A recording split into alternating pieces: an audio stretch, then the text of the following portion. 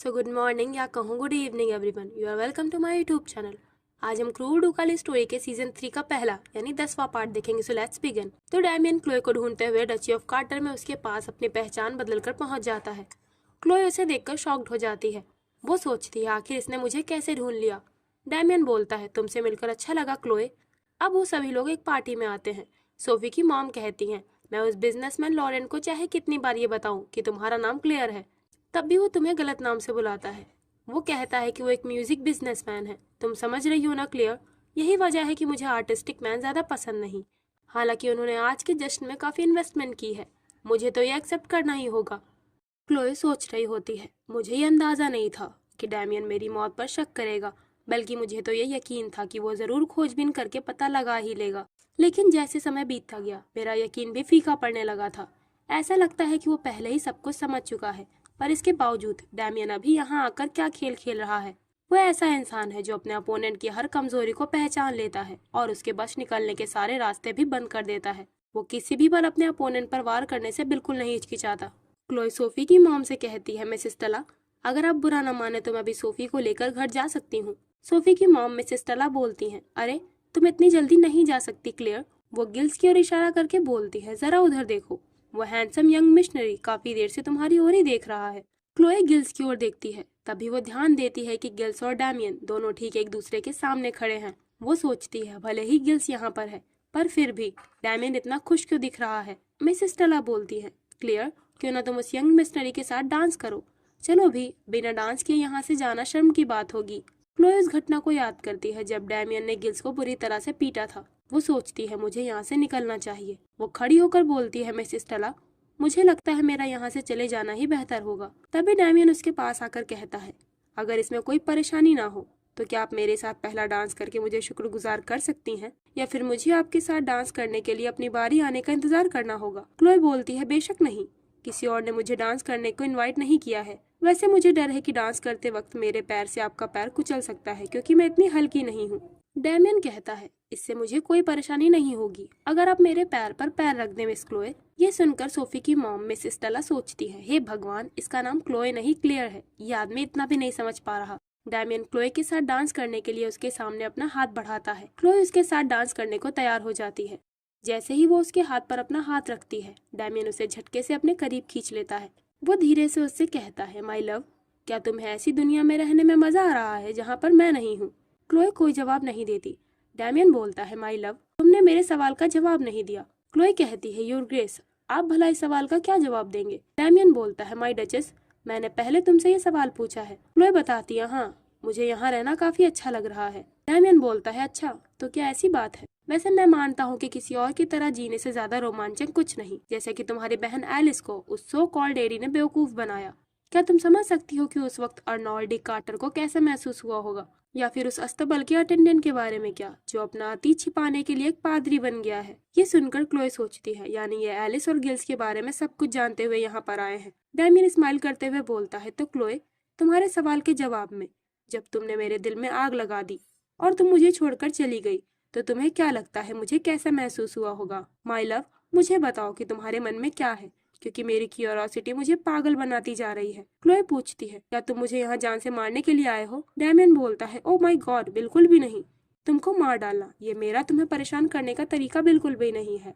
तुम्हारा ये नया परिवार, जो लोग एक रानी के साथ एक आम आदमी जैसा व्यवहार करते हैं, इन्हें खत्म कर देने पर तुम्हें बहुत दुख होगा, है ना। क्लोए कहती है, तो क्या आप मुझे एक और धमकी दे रहे हैं योर ग्रेस। डैमियन बोलता है, तुम मुझे गलत समझ रही हो क्लोए। क्लोए बोलती है, अच्छा, तो फिर आप ही बताइए कि अगर ये धमकी नहीं तो फिर आपका क्या मतलब है। आप मेरे साथ खेल मत खेलिए। डैमियन कहता है, तो तुम्हारा मानना है कि मैं खेल खेल रहा हूँ। हाँ, इस बढ़ती पॉलिटिकल टेंशन के बावजूद मैं बिना किसी सिक्योरिटी गार्ड के यहाँ दूसरे देश में अकेला निहत्था आया हूँ। क्या तुम्हें ये सब सिर्फ खेल लगता है। मुझे जरा भी अंदाजा नहीं कि तुम क्या सोच रही हो क्लोए। क्लोए बोलती है, लेकिन मुझे ये पता है कि मैं तुम्हें दोबारा से मेरी दुनिया खत्म करने देना नहीं चाहती। डैमियन बोलता है, मैं यहाँ तुम्हारी दुनिया खत्म करने के लिए नहीं आया हूँ माई लव। क्लोए चिल्लाकर कहती है, तो फिर तुम यहाँ क्यों आए हो। तभी अचानक वहाँ की लाइट चली जाती है और चारों तरफ अंधेरा हो जाता है। डैमियन क्लोए के करीब आते हुए बोलता है, मैं यहाँ आया क्योंकि मैं तुम्हें मिस कर रहा था माई वाइफ।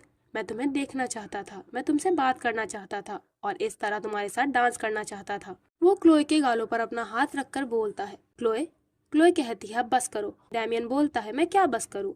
वो क्लोए को किस कर लेता है। तभी अचानक से लाइट आ जाती है। क्लोए डैमियन को धक्का देकर खुद से दूर कर देती है। मिस स्टेला पूछती है मिस क्लेयर आप ठीक तो है ना। क्लोए बोलती है माफ कीजिएगा, मुझे ठीक नहीं लग रहा तो मैं यहाँ से चलती हूँ। क्लोए वहाँ से चली जाती है। डैमियन वहीं खड़ा होकर उसे देखता रह जाता है। देन अब हम डैमियन के कार्टर देश में आने के ठीक पहले स्वाटन के राजमहल का सीन देखते हैं। वेस चिल्लाते हुए डैमियन से कहता है योर मैजेस्टी, आपका सीधे तौर पर डची ऑफ कार्टर में जाना बेहद खतरनाक है। आपका चेहरा सारे न्यूज़पेपर्स में छप चुका है। डैमियन बोलता है वैसे मैं तस्वीरों के मुकाबले सामने से कहीं ज्यादा अच्छा दिखता हूँ है ना, इसीलिए तुम्हें चिंता करने की जरूरत नहीं। वेस कहता है तो फिर आप कम से कम अपने साथ एक गार्ड को ले जाइए। डैमियन बोलता है और इस तरह मैं जंग छेड़ दूं है ना। वेस आंख भरकर बोलता है मैं सोच रहा हूँ कि मैं ही पागल बनने का नाटक करके खुद लेडी क्लोए को किडनैप कर लाऊं। डैमियन बोलता है अगर मेरा यही प्लान होता तो जिस पल मुझे क्लोए का पता मालूम चला मैं ये कब का कर चुका होता। मैं इतना बेवकूफ नहीं कि वही गलती दोबारा से दोहराऊं। वेस कहता है हाँ, पर आप असल में क्या करने की सोच रहे हैं। डैमियन बताता है मैं क्लोए को खुद उसकी इच्छा से वापस लाने का प्लान कर रहा हूँ। मैं उसको याद दिलाऊंगा कि मैं पहले से ही उसकी दुनिया का एक हिस्सा हूँ। वेस पूछता है लेकिन अगर उन्होंने आपकी हर कोशिशों के बाद आने से मना कर दिया तो। डैमियन सख्त आवाज में बोलता है तो फिर इस स्वांटन देश को एक बार फिर से एक नया राजा मिलेगा। अगर वो मुझे मना कर देती है तो मैं उसे वही तोहफा लौटा दूंगा जो उसने मुझे दिया था। मैं एक ऐसा इंसान हूँ जो एक साफ लेन देन पर यकीन रखता है। इसमें क्लोए भी कोई एक्सेप्शन नहीं। तो यहाँ डैमियन खुद के मर जाने की बात कह रहा होता है अगर क्लोए ने उसे इस बार रिजेक्ट कर दिया। अब प्रेजेंट टाइम में क्लोए अपने कमरे में आती है। वो पार्टी में डैमियन की कई बातों को याद कर रही होती है। उसका दिल रफ्तार से चलने लगता है। क्लोए ने अपने सामान की अटैची खोल रखी होती है। तभी सोफी उसके कमरे में आती है। वो बोलती है क्या आप बिना अलविदा कहे यहाँ से जा रही हैं? क्या कुछ हुआ है? सोफी काफी इमोशनल हो जाती है। क्लोए बोलती है नहीं, ऐसा तो कुछ नहीं है, मैं तो कहीं नहीं जा रही सोफी। सोफी बोलती है तो फिर आपका कमरा इतना बिखरा क्यों है? क्लोए कहती है मैं तो बस यहाँ की सफाई करना चाह रही थी। तुमने कई बार यहाँ की सफाई करते हुए मुझे देखा है ना। सोफी क्लोए को गले लगा लेती है। क्लोए सोचती है ये मेरी शांति भरी जिंदगी है जिसे मैंने उसके बिना सिर्फ अपने लिए बनाया है और मैं ये कसम खाती हूँ कि मैं इसे किसी को भी खत्म करने नहीं दूंगी। मैं एक ही गलती दोबारा से नहीं दोहराऊंगी डैमियन। तुम्हारा ये इरादा कि मैं अब भी तुमसे बहुत प्यार करती हूँ और तुम्हारा ये सोचना कि मैं आखिर में टूटकर तुम्हारे पास वापस आ जाऊंगी, तुम्हारा यही गुरूर पूरी तरह से टूट जाएगा। मैं इसका ध्यान रखूंगी। देन अगले दिन मिसेस स्टेला डैमियन के साथ क्लोए के पास आती है। वो बोलती है मिस्टर लॉरेन को आज ही निकलना था पर उनके पास शहर में कुछ काम आ गया है, लेकिन मैं किसी का गाइड बनने के तौर पर जेन वायर सिटी के बारे में ज्यादा कुछ नहीं जानती। क्लियर, प्लीज तुम ये मत सोचो कि तुम्हें मिस्टर लॉरेन को इधर उधर घुमाना है। तुम्हें तो बस उनका गाइड बनकर उनके साथ में रहना है और कुछ भी नहीं। वो क्लोए के पास आकर धीरे से बताती है माफ करना क्लियर, मिस्टर लॉरेन ने मुझे खास तौर पर कहा है कि तुम उनके साथ में चलो। ये हमारे एक खास मेहमान है तो क्या तुम इनकी मदद कर सकती हो? क्लोए आंख भरकर बोलती है लगता है मेरे पास कोई और रास्ता नहीं है। मिस स्टेला क्लोए को शुक्रिया बोलती है। डैमियन क्लोए से कहता है मेरा इन्विटेशन एक्सेप्ट करने के लिए आपका शुक्रिया। क्लोए कहती है यूर वेलकम, मैं मिस स्टेला की मदद करके हमेशा खुश रहती हूँ। हमारे खास मेहमान मिस्टर लॉरेन टेलर। डैमियन उसका हाथ पकड़कर बोलता है तो क्या हम चले? उन्हें एक साथ देखकर मिस स्टेला बोलती हैं ये दोनों एक साथ काफी नेचुरल दिखते हैं, ये काफी हैरानी की बात है। अब वो दोनों घोड़ा गाड़ी में बैठ गए होते हैं। डैमियन बाहर का नजारा देखकर बोलता है सच में ये बहुत खूबसूरत है, ये अपना सब कुछ भूल जाने के लिए एकदम सही जगह है। तो क्या इसी खूबसूरती की वजह से तुम उन अनगिनत पलों को भूलने में कामयाब हो पाई जो हमने साथ में बिताए थे? क्लोए बोलती है अगर ऐसा ही हुआ हो तो क्या? डैमियन बताता है अगर तुम सच में हमारे स्वान के रोज गार्डन का समय, वो वर्डिया स्टेट के जंगलों में बर्च के पेड़ों की सर्दी या फिर थीसे के ब्रिज पर हमारी किस, वो सब कुछ भूल चुकी हो तो मैं अब यहाँ और नहीं रुकूंगा और तुम्हें जाने दूंगा। क्लोए कहती है यादें और नॉस्टैल्जिया अलग अलग है। वो पूछता है वो कैसे? क्लोए बताती है नॉस्टैल्जिया खूबसूरत होता है, ये अतीत के लिए चाह पैदा करता है जिसे आप हमेशा याद रखना चाहेंगे, लेकिन यादें दर्दनाक हो सकती हैं, खासकर अगर उन्हें भूलना मुश्किल हो। डैमियन मुस्कुराकर बोलता है क्लोए यानी तुम ये कह रही हो कि मुझे ना भूल पाना तुम्हारे लिए दर्दनाक है? तो इससे मैं क्या बन गया? हाँ, क्या मैं पागल हो गया हूँ? क्लोए तेज आवाज में बोलती है हमारे मिलने से भी पहले मैं आपके बिना भी आराम से रहती थी, लेकिन अब आप दोबारा से मेरे सामने आ गए हैं। मैंने तो किसी और आदमी के साथ अपना नया परिवार शुरू करने के बारे में भी सोच लिया था। ये सुनकर डैमियन के चेहरे पर हल्की सी उदासी आ जाती है। वो धीरे से बोलता है अच्छा, क्या ऐसा है? वैसे तुमने मुझसे शादी तो की, भले ही तुम मुझसे प्यार नहीं करती थी, इसीलिए मुझे ये अजीब नहीं लगेगा कि तुम किसी और आदमी से प्यार किए बगैर शादी कर लो। तुम हमेशा मुझे अपने दिल में रखना। क्लोए वर्डियर ऐसी ही लेडी है। क्लोए कहती है आप ये सोचकर खुद को धोखे में मत रखिए, समझे? डैमियन बोलता है, अगर तुम्हें लगता है कि मैं सिर्फ धोखे में हूँ तो फिर तुम मेरे एग्जिस्टेंस को नकारने की कोशिश क्यों नहीं करती? तुम मुझे बताओ कि तुम मुझे भूल गई हो और मेरे होने ना होने से तुम्हारे दिल में कोई इमोशन नहीं जगते। मुझे तुम्हारी बात सुनने दो क्लोए। वो क्लोए के हाथों को चूम लेता है। क्लोए बोलती है, मैं तुम्हें पसंद नहीं करती। डैमियन कहता है, क्लोए ये काफी नहीं, इससे साबित नहीं होता कि तुम मुझसे प्यार नहीं करती। डैमियन क्लोए के गालों पर हाथ रखने चलता है, लेकिन वो उसका हाथ झटक देती है। वो कहती है, मैं तुम्हारा टच भी बर्दाश्त नहीं कर सकती, इससे मेरी स्किन कांपने सी लगती है। तुम मुझे बेहद नफरत भरे लगते हो डैमियन। डैमियन बोलता है, अच्छा। तभी उनकी गाड़ी लड़खड़ा जाती है। डैमियन क्लोए को पकड़ लेता है। क्लोए बोलती है, क्या ये जवाब तुम्हारे लिए काफी है? क्लोए का पर्स गिर गया होता है और उसकी चीजें बाहर बिखर गई होती हैं। उस पर्स में वही लॉकेट होता है जिसमें क्लोए और डैमियन की साथ में फोटो थी और जिसे डैमियन ने ही क्लोए को दिया था। डैमियन उस लॉकेट को उठाकर देखता है। वो खुश होकर क्लोए से कहता है, हाँ क्लोए, तुम्हारा जवाब मेरे लिए काफी था। देन अब अगले दिन रात को सभी लोग डिनर कर रहे होते हैं। मिस स्टेला कहती है, क्लियर, मिस्टर टेलर ने मुझे बताया कि वो तुम्हारे कितने आभारी हैं। उन्होंने कहा कि तुम्हारे साथ के कारण उनका समय काफी अच्छा बीता। मैं ये कल्पना भी नहीं कर सकती कि तुम्हारे जैसी प्यारी लेडी उन्हें गाइड कर रही थी। डैमियन, जो कि वहीं पर होता है, वो कहता है, हाँ, और इनका सेंस ऑफ ह्यूमर भी कमाल का है। इन्होंने तो बस एक ही शब्द से मुझे अपनी उंगलियों पर ले लिया। मेरा मानना है कि ये मेरी जिंदगी में पहली बार था जब मैं घबरा गया। मिस स्टेला हंसते हुए बोलती हैं, लगता है आप इसीलिए कल रात हमारे साथ डिनर पर नहीं आए थे।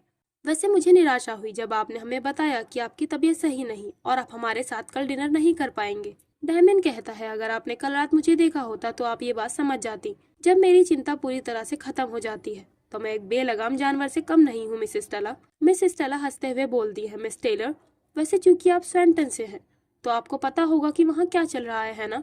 डैमियन पूछता है, क्या कोई खास बात है जिसको लेकर आप एक्साइटेड हैं?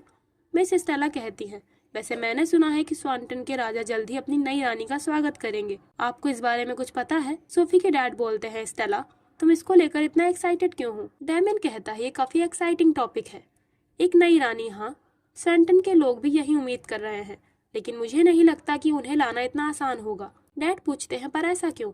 डैमियन क्लोए से कहता है, मिस क्लेयर, आपको क्या लगता है ऐसा क्यों है? डैमियन एक तरह से उसे टीज कर रहा होता है क्योंकि स्वैंटन का राजा तो वो खुद है। क्लोए कहती है, मैं स्वैंटन के मामलों के बारे में ज्यादा नहीं जानती, इसीलिए मैं आपको जवाब नहीं दे पाऊंगी। डैमियन बोलता है, अच्छा, क्या ऐसी बात है? मैंने सोचा कि आप शायद इसके बारे में कुछ जानती होंगी। डैड पूछते हैं, वैसे राजा के लिए दूसरी शादी करना मुश्किल क्यों है? डैमियन उन्हें बताता है, इससे पहले कि राजा के पास ब्राइड्स की लिस्ट पहुंचती, उस पूरी लिस्ट को पहले ही खारिज कर दिया गया। डैड कहते हैं, क्या पूरी लिस्ट को खारिज कर दिया गया? डैमियन बोलता है, हाँ, उनकी माँ ने ऐसा किया। वो अपनी पुरानी बहू क्लोए से बहुत प्यार करती थी। डैड कहते हैं, क्या ये पहली रानी का नाम है?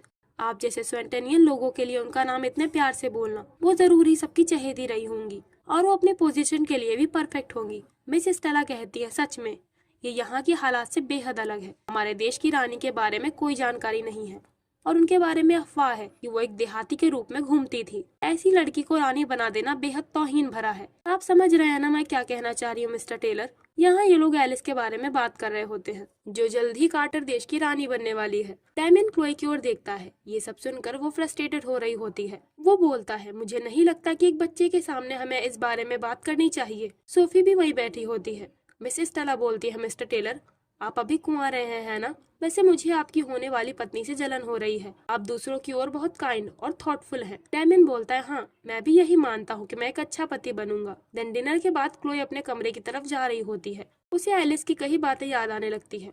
वो सोचती है, अगर मैं एलिस से कांटेक्ट करूँ तो शायद मैं बिना कोई सुराग छोड़े यहाँ से निकल जाऊंगी।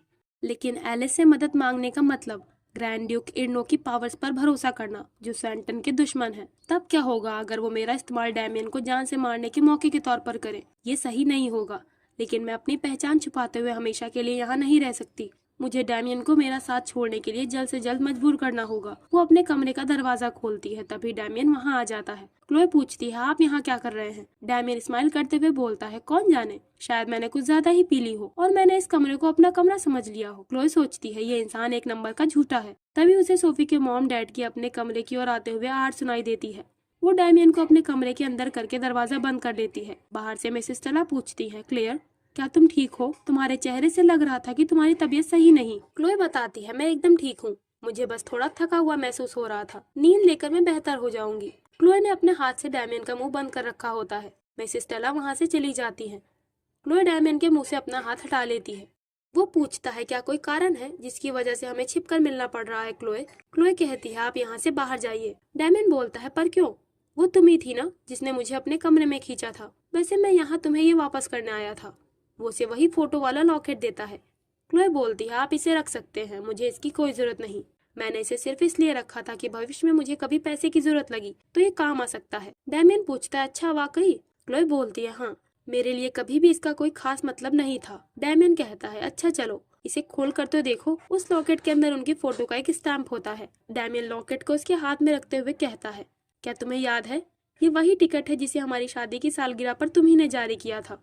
ये खूबसूरत लग रहा है ना? क्लोए उस लॉकेट को नीचे गिराकर बोलती है क्यों, क्या आप लोगों को इसी तरह से परेशान करते हैं?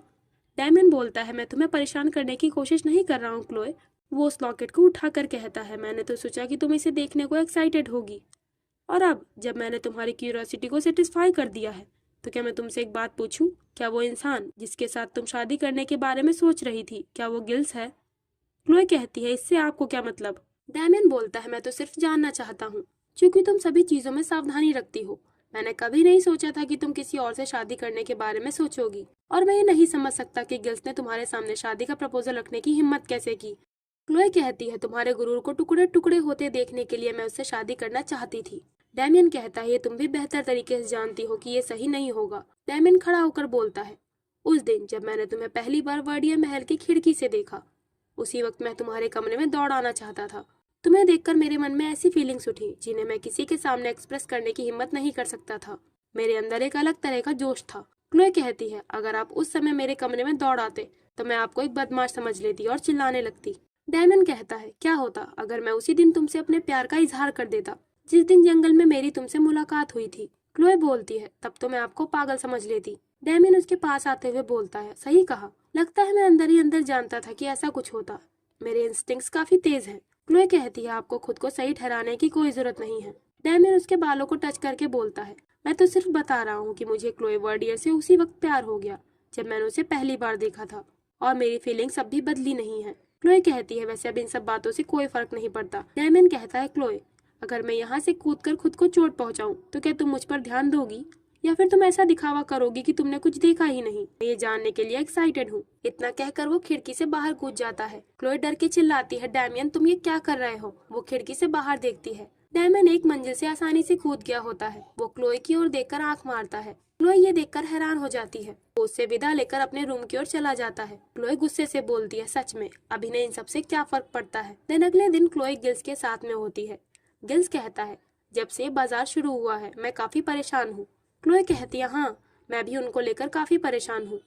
गिल्स बोलता है पर मुझे नहीं लगता कि वो आपको चोट पहुंचाएंगे। क्लोए कहती है तुम चिंता ना करो। गिल्स बोलता है माय लेडी मैं अपने बारे में नहीं बल्कि आपको लेकर परेशान हूँ। आप अच्छे से जानती हैं कि आपकी शादी किस तरह के इंसान से हुई है। वो बिना किसी ठोस पर्पस के यहाँ पर नहीं आए हैं। क्लोए कहती है हाँ पहले तो मैंने सोचा कि वो यहाँ मुझे मारने के लिए आए हैं, लेकिन ऐसा नहीं था।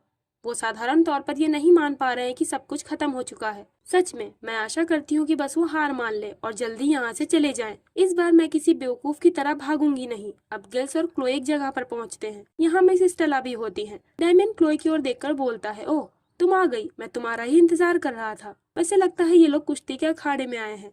तो डैमियन क्लोए को वापस से अपना बनाने के लिए क्या करता है इसे हम अगले पार्ट में देखेंगे, और इस पार्ट को हम यहीं पर एंड करते हैं।